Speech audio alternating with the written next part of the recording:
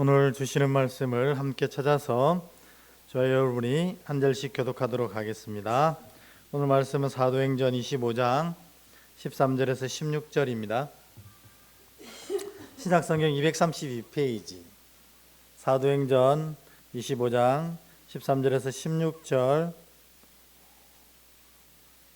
제가 한 절, 여러분이 한 절 교독하겠습니다. 제가 먼저 읽겠습니다.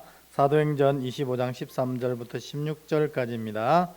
수일 후에 아그리빠 왕과 버니게가 베스도에게 문안하러 가이사랴에 와서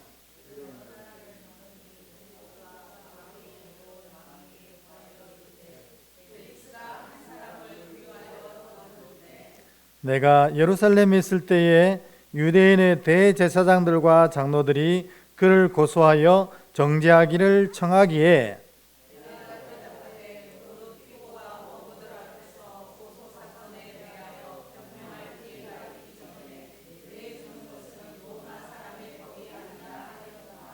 아멘. 네. 앞뒤로 한번 인사하고 오늘 귀한 예배 자리로 나아가도록 하겠습니다. 우리 앞뒤 옆에 계신 분들에게 우리 잘 오셨습니다. 이렇게 한번 인사하겠습니다. 시작. 잘 오셨습니다. 네. 왜 잘 오셨을까요? 하나님이 이곳에 있는 귀한 자들에게 하늘 귀한 은혜를 주실 것을 믿고 또 하늘 복으로 채워주실 것을 믿고 나왔고 또 하나님이 그것을 반드시 채울 것이기 때문에 잘 오셨습니다. 네.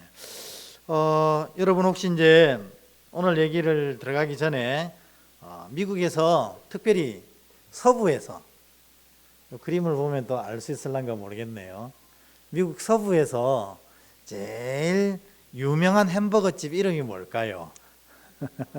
여기에 나와 있죠, 사진에. 인앤아웃 버거라고 LA를 중심으로 한 이 서부 지역에서 정말 유명한 햄버거라고 합니다. 우리는 뭐 미국 햄버거 하면 맨 처음 떠오르는 게 뭡니까? 맥도날드죠, 그죠?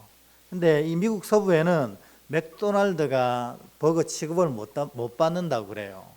왜냐하면 이 인앤아웃 버거가 너무 맛있기 때문에 이 특별히 서부 사람들은 맥도날드를 버거로 취급도 안 한다는 겁니다. 근데 이 인앤아웃 버거를 하나를 먹으려면 기본적으로 기다려야 하는 시간이 1시간 넘게 걸린대요. 그만큼 유명하고 맛있답니다. 그런데도 이 1시간을 기다리는 사람을 조금 이따 그림을 보겠지만 1시간을 기다리는 사람들 중에 짜증내는 사람이 한 사람도 없대요. 왜요? 먹어보면 너무 맛있으니까 1시간 기다리는 게 아깝지 않다는 겁니다. 이 인앤아웃 버거, 이 인앤아웃 버거의 성공 비결이 뭘까? 그러니까 워낙에 이게 장사가 잘 되니까 이 사람들이 이 인앤아웃의 버거의 성공 비결을 찾아내려고 많이 조사를 했어요. 여기 보면 지금 드라이브 스루도 있고 앞에서 포장해 가려는 손님도 서 있고 매장 안에는 꽉 차 있는 거 봅니다. 지금 사진이 많은데 매장 안에도 줄을 꽉 서가 있어요. 하여튼 이렇게 크게 성공한 이 인앤아웃 버거의 성공 비결이 뭐냐? 첫 번째로는 신선함에 있다 합니다. 그러니까 이 햄버거를 만드는데 햄버거 이 사장님이 조금이라도 신선함을 잃어버린 재료는 바로 폐기한대요. 그게 고기든지 야채든지 빵이든지 이래 보고 정말 신선하지 못하다 하는 건 다 폐기하고 정말 최고의 재료만 써서 이 인앤아웃 버거를 만든다는 거예요. 그러니까 인앤아웃 버거가 엄청 장사가 잘 되는데도 서부 지역 몇 군데 외에는 분점이 없어요. 왜 그럴까요? 멀리 가 있으면 이 재료를 배송하면 재료가 상한다는 겁니다. 그러니까 아예 사장이 이 맛을 지키기 위해서 먼 곳에는 분점을 내주지 않는 거예요. 그래서 이 신선함이 유지될 곳 정도의 거리만 분점을 내줘요. 그러니까 얼마나 이 신선함에 목숨을 거는지 최고의 재료를 쓴다는 겁니다. 당연히 그러니까 어떻게 해요? 맛이 최고라는 겁니다. 그런데 그 햄버거를 사 먹은 사람이 탁 먹어보고 맛이 왜래요? 이러면 돈을 안 받는데요. 근데 단 한 명도 맛이 나쁘다고 얘기한 적이 없답니다. 그러니까 최고의 신선함, 최고의 재료, 최고의 맛을 이 인앤아웃버거가 항상 유지하니까 손님들이 인산인해를 이룬다는 겁니다. 저는 뭐 가보지 못했으니까 그런데 제가 아는 목사님은 나이가 이제 68이에요. 68 정도 되면 햄버거를 좋아할까요? 싫어할까요? 그렇게 좋아하지 않거든요. 근데 이분은 미국 가면 이 인앤아웃버거를 삼시세끼 다 먹어도 감사합니다. 그만큼 맛있대요. 그러니까 그 68 된 목사님이 1시간을 서가지고 인앤아웃버거 사가지고 먹는데 그렇게 감사하대요. 너무 맛있어가지고. 그러니까 잘 될 수밖에 없는 거죠. 근데 세상 사람들이 모르는 비밀이 이 인앤아웃버거에 있는 겁니다. 뭐냐면 이 기업은, 이 회사는 믿음을 근거로 세워진 기업이라는 겁니다. 믿음을 근거로. 그게 어디에 드러나냐면 이름에서 드러납니다. 여러분, 저 이름 In and Out 이러면 떠오르는 성경 구절 없습니까? 들어가도 복을 받고 나가도 복을 받는다. 신명기 28장 1절에서 6절 사이의 말씀을 품고 만든 회사가 이 인앤아웃버거라는 겁니다. 그러면 신명기 28장 한번 볼까요? 우리 여러분, 저와 여러분이 한 절씩 교독해 보겠습니다. 이게 인앤아웃버거 사장이 딱 가슴에 품고 이 회사를 차린 이유라는 겁니다. 제가 먼저 읽겠습니다. 여러분은 다음 절 교독해서 읽겠습니다. 내가 내 하나님 여호와의 말씀을 삼가 듣고 내가 오늘 내게 명령하는 그의 모든 명령을 지켜 행하면 내 하나님 여호와께서 너를 세계 모든 민족 위에 뛰어나게 하실 것이라.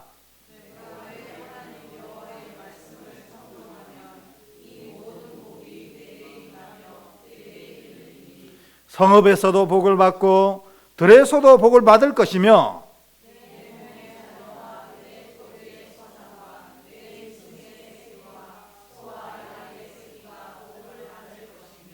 내 광주리와 떡반죽 그릇이 복을 받을 것이며 들어와도 복을 받고 나가도 복을 받을 것이니라. 아멘. 요 신명기 28장 특별히 6절 이 말씀을 이 사장이 꽉 붙잡고 우리 기업은 하나님의 말씀대로 하는 기업이 되고 또 하나님의 영광을 그래서 결국 드러내는 기업이 되겠습니다. 그러할 터이오니 하나님께서 이 회사에, 이 햄버거 집이 들어가도 복을 받고 나가도 복을 받고 모든 떡광주리 그릇이 복을 받고 여기 일하는 모든 직원들도 다 복을 받게 하옵소서. 이 믿음으로 이 기업을 세웠다는 겁니다. 그래가지고 이 햄버거를 만드는 것이 그냥 햄버거가 아니라는 거죠. 이게 뭐냐면 하나님 앞에 드리는 예물인 겁니다. 예물. 그런 마음으로 이 햄버거를 만드는. 그러니까 조금만 상해도 어떻게 해요? 버리는 겁니다. 그래서 진짜 하나님이 드신다는 생각으로, 그래서 이 햄버거를 통해서 하나님의 이름이 드러날 것이라는 고백으로 햄버거를 만드는 거예요. 그러니까 얼마나 맛있겠어요. 이걸 먹고 사람들이 와 몰려들어서 이 인앤아웃버거, 들어가도 복을 받고 나가도 복을 받는 이 햄버거가 진짜 하나님의 은혜로 넘쳐나가지고 이 햄버거 회사가 얼마나 많은 주의 일과 선교 일을 감당하는지 모릅니다. 믿음의 자녀는 정말 세상 가운데서도 항상 믿음으로 살아가야 하는 이유가 여기에 있습니다. 왜냐하면 우리가 믿음으로 살아가면 하나님께서 우리를 어떻게 해요? 들어와도 복받고 나가도 복받게 하신다는 겁니다. 이거 또 뭐 기복신앙 얘기하는 건가? 천만의 말씀입니다. 하나님이 자녀를 향해 이렇게 하시겠다고 약속하신 약속의 말씀이거든요.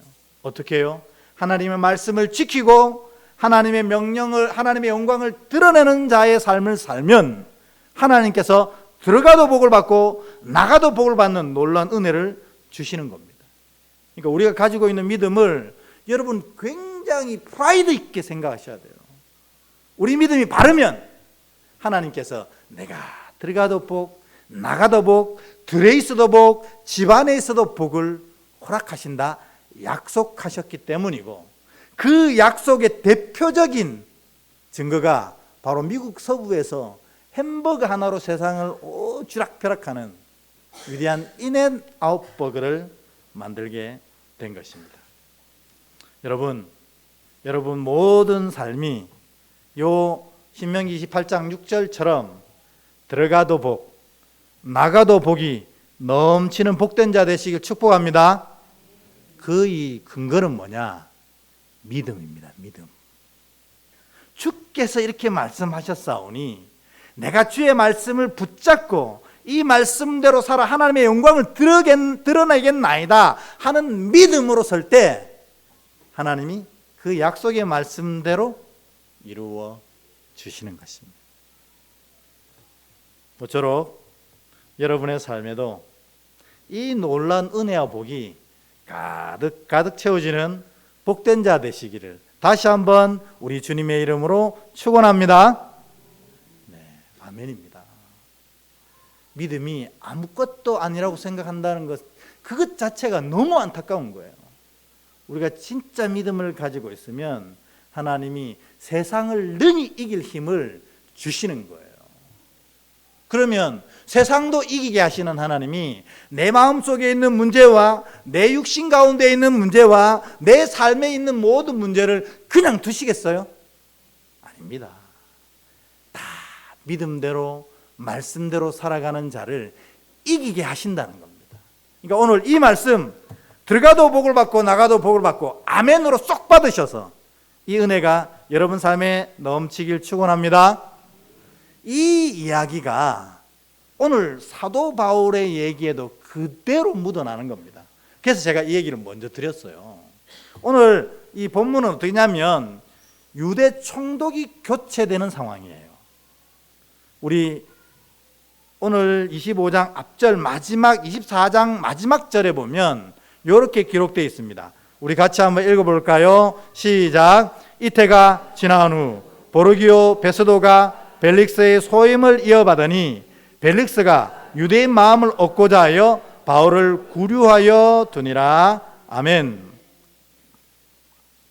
이 말씀이 요 당시의 정황을 잘 설명하지 않고 있어서 도대체 이게 뭔가 싶지만 이 유대의 역사를 조금만 읽어보면 아, 이게 그거구나 하는 걸 금방 알 수가 있어요. 이게 뭐냐면요, 지난주에 했던 것처럼 24장에 이 대제사장들이 바울을 고발합니다. 근데 총독 벨릭스가 보기에는 바울이 아무런 죄가 없어요. 그런데 이게 풀어주자니 얘네들이 또 문제를 일으킬 것 같고, 유대인들이 또 벌을 하자니 아무 죄도 없고, 그러니까 이 벨릭스가 이러지도 못하고 저러지도 못하는 겁니다. 그러니까 아예 이거를 보류를 해버려요. 이 문제는 나중에 좀 더 숙고하고 처리하자 하고 보류를 하고 바울을 아예 구금을 시킵니다. 왜냐하면 유대인들 눈에 띄면 또 벌을 일어나서 고발하고 고소하고 난리가 날 거니까 아예 유대인들 눈에 띄지 않도록 바울을 구금을 시킵니다. 그게 얼마나 됐냐면 이태, 즉 2년 동안 바울을 감옥에 가두는 거예요. 그런데 바울이 감옥에 있는 그 2년 동안에 이 유대에는 아주 끔찍한 일이 일어납니다. 뭐냐면 유대의 역사에 가장 큰 폭동이 일어납니다. 가장 큰 폭동이 일어나다 보니 이 폭동을 진압하기 위해서 로마 군인이 투입되었는데 로마 군인도 많이 죽게 돼요. 그러니까 이 사실을 전해들은 로마 황제가 화가 난 겁니다. 원래 로마 황제는 벨릭스를 총애하지 않습니까? 지난주에 배웠죠. 벨릭스는 원래 신분이 뭡니까? 노예잖아요. 노예. 이 글라디우스 황제의 어머니의 노예예요. 근데 이 벨릭스가 황제의 마음을 녹이는 아주 나쁜 짓을 계속 제공하거든요. 황제가 자세한 얘기는 하지 못하겠지만 그 짓을 되게 좋아하는데 벨릭스가 그것을 계속 제공해 주는 거예요. 그러니까 너무너무 사랑하는 벨릭스를 노예에서 자유인으로 또 더 열심히 섬기니까 아예 유대 총독으로 임명을 합니다. 그만큼 아끼는 벨릭스였지만 역시 우리가 가족은 아니잖아요. 그러니 이 유대 지역에 폭동이 일어나 로마 군인이 많이 죽었다는 소식을 듣고 벨릭스를 경질해 버립니다. 그리고 그 다음 총독으로 임명한 것이 누구냐면 베스도라는 사람입니다. 이 25장에는 이 베스도의 얘기가 나옵니다. 그래서 베스도가 이 로마 황제의 명을 받아서 유대 총독으로 오게 됐는데, 유대 총독으로 와서 제일 먼저 한 게 뭐겠어요? 역시 이 폭동이 시작된 예루살렘을 제일 먼저 시찰하는 겁니다. 원래 이 총독 관저는 어디에 있냐면 가이사라에 있거든요. 가이사라가 왜 가이사라겠어요? 로마 황제에게 드릴 만큼 아름답게 지어놓은 곳이, 그래서 가이사, 황제의 땅이라는 이름으로 가이사라를 만들어 놓은 건데 거기서 지내는데요, 임명받고 이 폭동이 시작된 예루살렘에 시찰을 갑니다. 이게 베스도의 첫 번째 업무였습니다. 시찰을 가보니 베스도가 가자마자 유대인들이 와 몰려들어가지고 이런 얘기를 했답니다. 우리 1절, 2절, 3절 교독하고 마지막 3절은 같이 읽겠습니다. 제가 먼저 읽을게요. 베스도가 부임한 지 3일 후에 가이사라에서 예루살렘으로 올라가니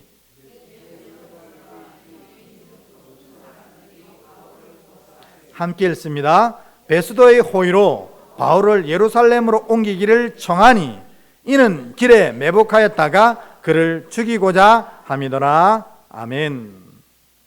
베스도가 유대 총독으로 부임을 하고 그래서 유대 중에 가장 골치 아팠던 예루살렘을 시찰합니다. 근데 시찰 가운데 대제사장들과 여기 높은 사람들은 장로들 아니겠어요? 장로들이 모여가지고 바울을 고소하면서 그 바울 지금 가이사라 당신의 궁에 갇혀 있는 건데 우리가 압니다. 그게 두지 마시고 예루살렘으로 데려와 우리의 재판을 받게 하소서, 이렇게 얘기합니다. 근데 오늘 본문에 보니까 이들이 진짜 예루살렘에서 바울을 재판하려고 바울을 데리고 오라 한 얘기가 아니었대요. 뭐냐면 워낙에 이 재판을 하면 무죄가 자꾸만 일어나고 이 총독이 바울을 보호하고 있으니까 재판을 받으러 예루살렘에 오라고 하는 그 길에 매복했다가 바울을 죽이겠다는 겁니다. 그러니까 바울에게는 생명을 잃을 위기에 처한 겁니다. 근데 베스도가 이를 허락합니까? 허락하지 않습니까? 허락을 하지 않아요. 그리고 뭐라고 얘기하냐면, 오늘 본문 우리가 읽지는 않겠습니다만 시간 관계상, 너희가 바울의 죄를 발견하거든 가이사라로 오너라 하는 겁니다. 가이사라에서 재판하자. 왜냐하면 그러면 내가 여기 재판하러 다시 와야 되지 않느냐. 그러지 말고 너희가 가이사라로 오너라. 이렇게 해가지고 이 유대인들의 이 계략을 한 번에 무너뜨립니다. 여러분에게 물어볼까요? 이게 베스도의 죄입니까? 하나님의 죄이십니까? 모르겠습니까?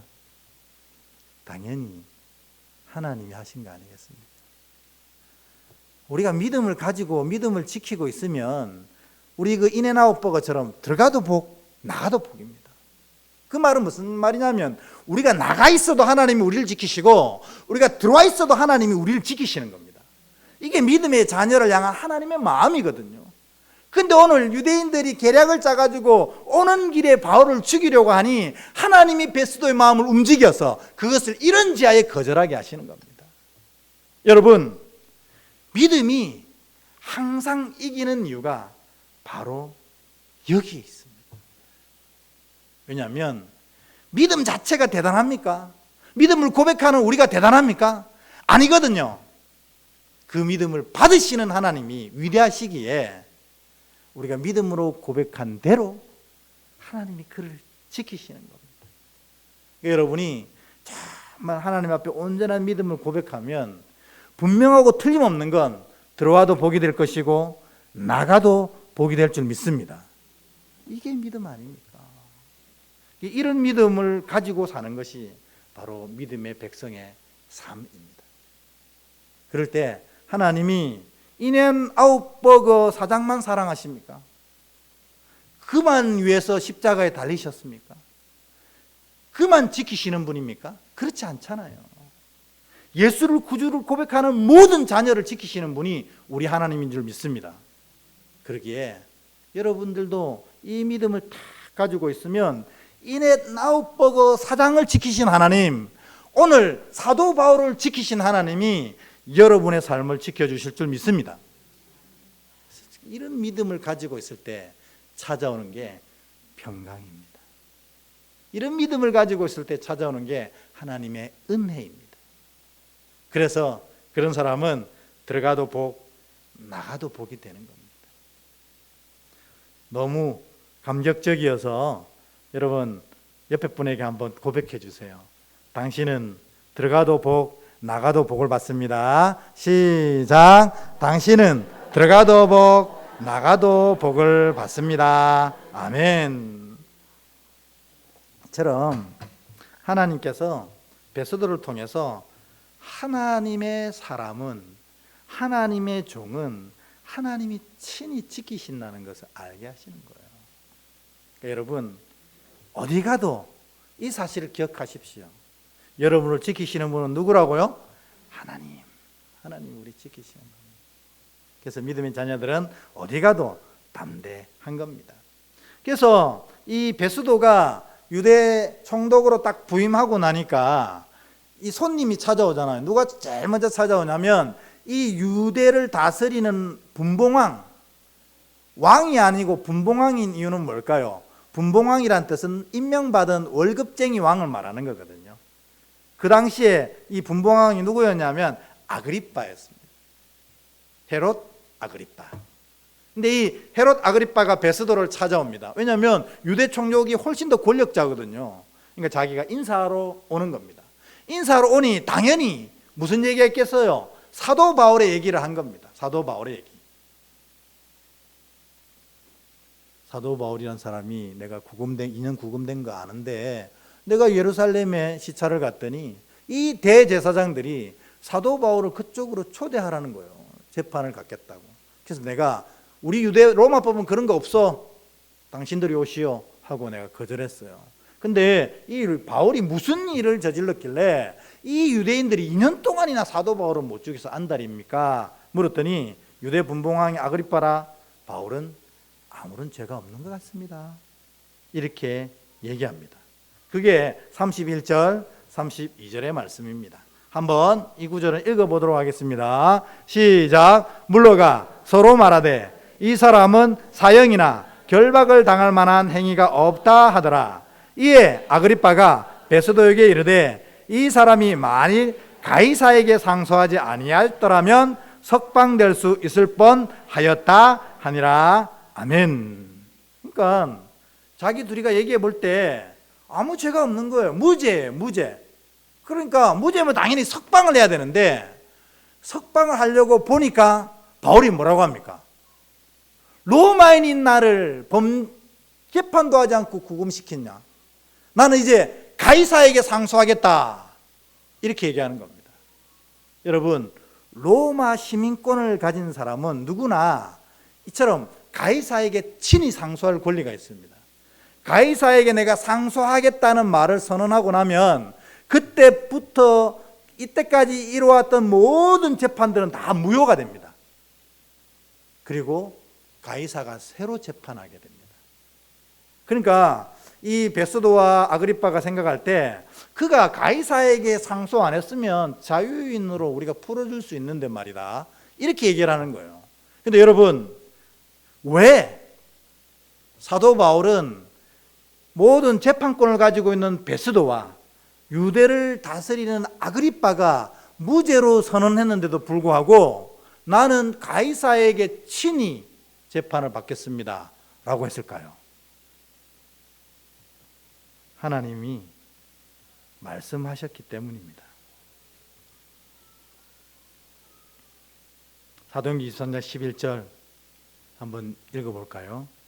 같이 읽습니다. 시작. 그날 밤에 주께서 바울 곁에 서서 이르시되 담대하라. 내가 예루살렘에서 나의 일을 증언한 것 같이 로마에서도 증언하여라 하리라 하시니라. 아멘. 이 말씀 때문입니다.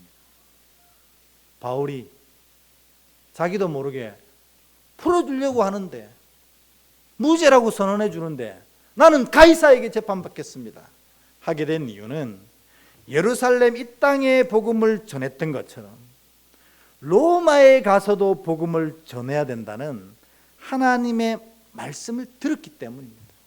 그리고 또 하나님도 이 말씀을 이루시기 위해서 바울의 입을 사용하신 것입니다. 그러니까 여러분, 하나님은 믿음의 사람을 지키시는데, 그가 들어가도 복을 받고 나가도 복 받게 지키시는데, 그 믿음이 뭐냐면 하나님의 말씀을 지키고 내 삶을 통해 하나님의 영광을 드러내겠다는 고백입니다.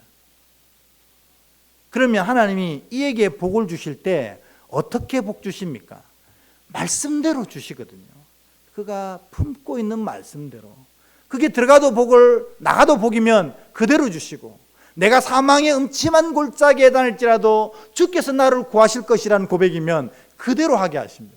근데 오늘 사도 바울에게는 하나님 뭘 말씀하셨냐면 너가 로마에 가서 복음을 전하여야 하리라 이렇게 선언했기 때문에 바울도 그 말씀을 품고 가이사에게 가겠다고 선언했고, 하나님도 이 말씀 로마의 복음을 전하게 하시려고 사도 바울을 그렇게 이끌어 가신 것입니다. 하나님은 말씀을 반드시 이루시는 하나님이기 때문에 그렇습니다. 그러니까 여러분, 지금 이 시간이 그냥 평범하고 그냥 스쳐 지나가는 시간이라고 생각하시면 여러분 착각입니다. 이 시간은 하나님의 말씀이 선포되는 시간인데 어떤 말씀이 여러분 심령 가운데 꽂힐 줄 몰라요. 근데 그 말씀이 내게 딱 들어오게 된다는 것은, 이 말씀이 내게 큰 은혜가 된다는 것은 성령께서 여러분에게 주신 말씀이라는 겁니다. 그러면 내게 주신 이 말씀을 하나님께서 반드시 이루신다는 거예요. 그러니까 이 예배의 자리, 말씀이 선포되는 자리는 너무너무 소중한 시간이라는 거예요. 그런 기대를 가지고 나오셔야 돼요. 하나님, 오늘 내게 어떤 말씀을 하실는지 모르겠지만 말씀대로 이루어 주시옵소서. 종이 듣겠나이다. 그래서 성령께서 내게 말씀을 탁 주실 때 그 말씀을 반드시 이루시는 역사가 나타나게 되는 것입니다.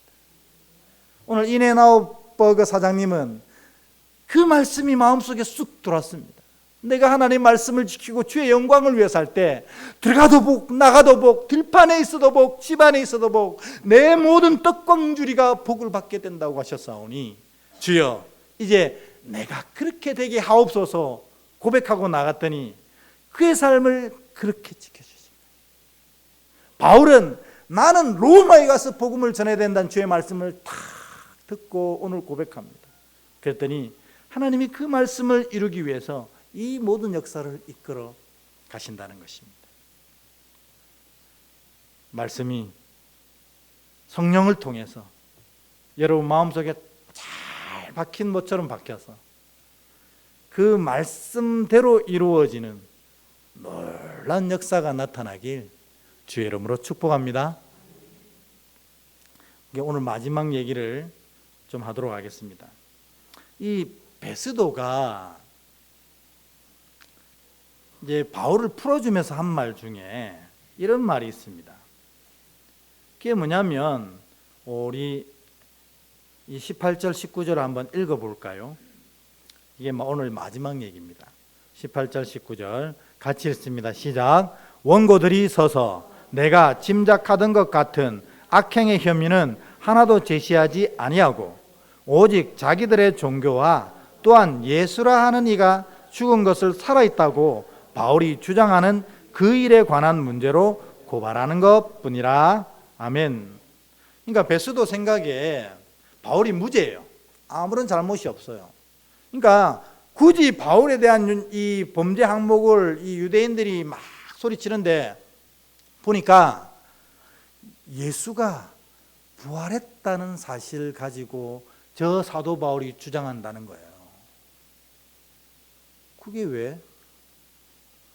뭐 예수가 죽든 살든 그게 무슨 상관이야 하고 지금 베스도는 아주 이 문제를 중요하게 생각해요? 아니면 가볍게 생각해요? 가볍게 생각하거든요. 아유, 뭐 살았는지 죽었는지 모르겠지만 그게 뭐 중요하냐? 근데 베스도는 이 예수님의 부활의 문제를 아주 가볍게 여기지만 바울은 이 예수의 부활 소식에 생명을 건다는 겁니다. 내가 죽어도 좋은데 당신들이 나를 여기서 죽여도 되는데 이 사실은 내가 꼭 선포해야 되겠다. 뭐냐면 예수께서 부활하셨다. 그리고 이 부활을 믿는 모든 자가 이 부활을 함께 경험하게 될 거다. 너희도 그러니 예수를 구주로 고백하라. 내가 지금 죽는다고 해도 이 얘기를 해야겠다는 겁니다. 여러분, 바울은 왜 베스도는 이렇게 우습게 생각하는 얘기를 목숨을 걸고 선포했을까요? 왜 그랬을까요? 예수의 부활, 부활하신 예수를 친히 경험했기 때문에 그렇지 않습니까? 여러분 안 그렇겠어요?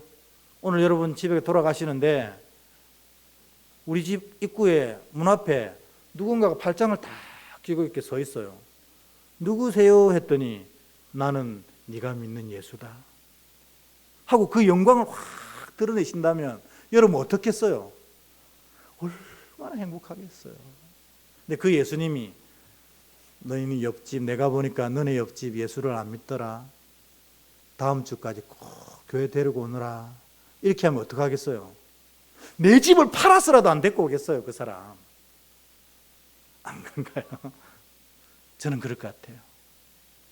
내 집을 팔았으라도 주님이 친히 나타나셔서 그 영광을 보여주시고, 근데 내가 내게 부탁할 게 하나 있는데 저 앞집 사람, 저 옆집 사람 꼭 다음 주에 교회 데리고 와, 구원시켜. 이런다면 저는 집을 팔아서라도 하겠어요. 주님 직접 와서 얘기하셨는데. 바울이 그래서 이렇게 목숨 거는 겁니다. 다메섹 가다가 예수님 만났는데 나는 네가 핍박하는 예수다. 이제는 너 그렇게 살지 말고 내 이름을 이방에 전하는 사도가 되거라 하니까 주님 알겠습니다. 죄송합니다. 이제부터 내가 목숨 걸고라도 주님이 살아계심과 부활하심과 우리 모든 이의 구주되심을 전하겠습니다 하는 겁니다. 근데다가 바울은 예수님을 다 경험했을 뿐만 아니라 예수 믿는 사람들이 결국에 가는 어디로 다녀옵니까? 천국에 다녀옵니다. 여러분 천국 다녀오셨어요? 저도 못 다녀왔습니다. 근데 바울은 2번이나 갔다. 그러니까 예수를 믿으면 그곳에 간다는 사실을 누구보다도 분명히 아는 거예요. 그러니까 목숨 따위는 중요하지가 않은 겁니다. 내가 여기서 죽는 한이 있어도 예수 믿는 자는 다 천국 간다. 그 소식을 전하고 싶은 겁니다. 바울이 생명 바친 이유입니다. 여러분, 우리도 바울의 제자들 아닙니까? 결국 바울을 통해서 로마가 기독교가 되고 그 로마를 통해서 각 나라의 복음이 선포됐거든요. 사실 우리가 오늘 예수를 믿는 것은 성령님이 역사하신 것이고 아멘입니다. 성령님 아니면 그 누가 뭐라 해도 예수를 믿을 수 없어요. 성령님이 역사하신 것이고 예수님이 이 길을 만들어 주신 거예요. 근데 이 성령님과 예수님의 이 은혜를 우리가 누릴 수 있도록 애쓰고 수고한 자가 바울이라는 겁니다. 우리는 사실 그렇게 따지면 바울의 제자들입니다. 근데 우리는 진짜 이 예수를 구주로 고백하는 일과 예수를 섬기는 일에 이와 같이 하고 있느냐 하는 겁니다. 이 예배가 정말 생명을 걸고 하는 예배입니까? 찬양 하나, 기도 한마디가 정말 그 벅찬 은혜, 천국을 달려가는 그 벅찬 은혜 가운데 하는 것입니까? 혹 우리도 베스도처럼 예수의 이름과 부활을 너무 가볍게 생각하고 있는 거 아닙니까? 제가 오늘 이 얘기를 마지막으로 드리고 싶습니다. 예수님은 부활하셨습니다. 예수를 구주로 고백하는 모든 자에게 부활의 은혜를 허락하십니다. 그 은혜를 누리는 자들은 다 영생하고 천국에 가게 되어 있습니다. 이 사실을 우리가 알고 믿는데 이렇게 사시면 안 됩니다. 이 사실을 기쁨으로 누리며 이 사실을 선포하며 사십니다. 바울처럼 말입니다. 나는 베스도처럼 예수를 가볍게 여기는 자인가? 아니면 바울처럼 그 이름에 생명을 거는 자인가? 신앙은 이 두 개밖에 없습니다. 그 중간에 있는 사람이 있을 것 같다고 아니라고 예수님 얘기하셨어요. 양도 있고 염소도 있고 가운데 양 플러스 염소도 있고 이렇다고 안 했어요. 양이 있으면 염소만 있는 겁니다. 근데 우리는 나는 양도 있고 염소도 있어요 이렇게 얘기하고 있는 거예요. 베스도이든지 바울이든지 둘 중에 하나입니다. 예수님을 진짜로 믿고 고백하며 살든지 아니면 베스도처럼 예수님을 우습게 여기며 살든지 둘 중에 하나라는 겁니다. 교회에 앉아 있는 것 그게 중요한 게 아니라는 거죠. 마음으로 우리 주 예수를 그렇게 고백하느냐가 중요한 거라는 거예요. 오늘 마지막 말씀입니다.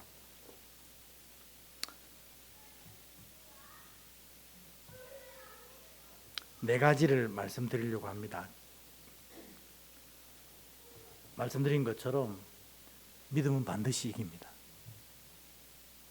왜 믿음이 반드시 이깁니까?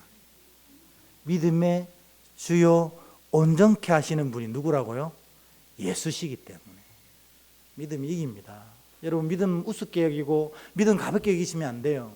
내가 믿음을 온전히 가지고 있으면 들어와도 복받고 나와도 복받습니다. 왜요? 믿음의 주는 예수님이시기 때문에.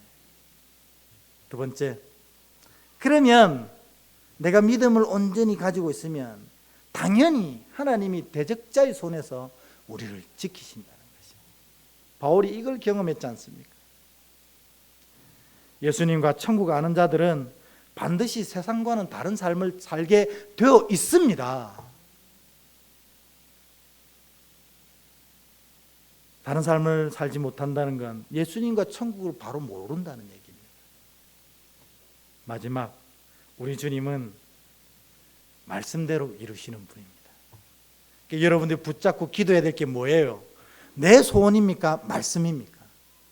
말씀을 붙잡고 기도하는 것입니다. 그래서 제가 여러분들 만날 때 말씀 하나씩 전해줄 때가 있어요. 그건 뭐냐면 하나님이 전하라고 하신 거예요. 그 말씀을 붙잡고 기도하면 뭐대로 된다고? 말씀대로 되어집니다. 오늘 성령께서 여러분에게 주시는 놀라운 말씀들이 여러분 마음속에 잘 박힌 못처럼 꽉 박혀서 그 말씀을 이루시는 하나님의 놀라운 은혜를 누리시는 여러분들 되시기를 주의 이름으로 축복합니다.